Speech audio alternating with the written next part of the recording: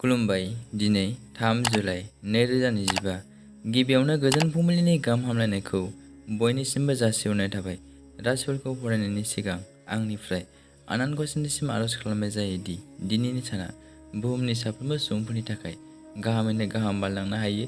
जेबो खैफोद आफोद जायालासे फैदो दानिया दिनैनि राशिफोरखौ खोनासंनो। दिनै गिबियावनो दङ मेष राशि। जेखि जाया गोथार खामानि मावनानै लानो हागोन। नखराव गोजोननायखौ मोननो हागोन। शुभ दिन। मेष राशिनि खाफाल गोनां अनजिमाया 5। वृष राशि। सोरजोंबाफोर बायदिसिना होननानै थगायजानो हागौ। खोथा बाथ्रायाव सांग्रां जानांगौ। वृष राशिनि खाफाल गोनां अनजिमाया 7। मिथुन राशि। माबाफोर मुवा बेसाद मोननायनि आसा दङ। गोजोन मोनगोन। मोजां सान। मिथुन राशिनि खाफाल गोनां अनजिमाया 5। कर्कट राशि। जेखि मावा जौगानायखौ मोननो हागोन। फारफ्रोमबो मोजां। गोजोननाय मोनगोन।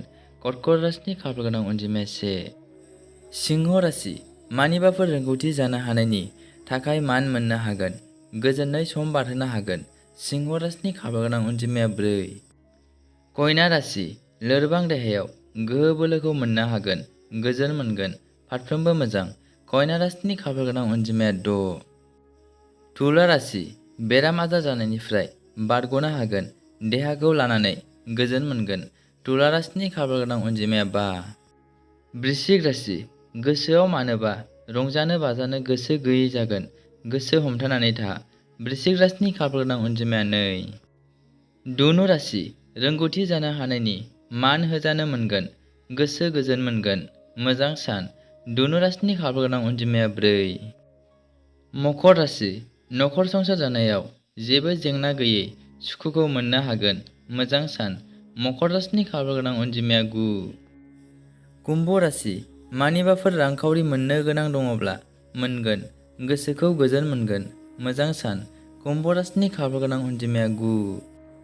मीन राशि। गोसो थोनायनि बान्दोआ गोरा जागोन।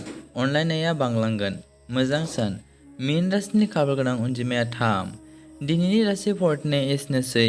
गोजोन्थों।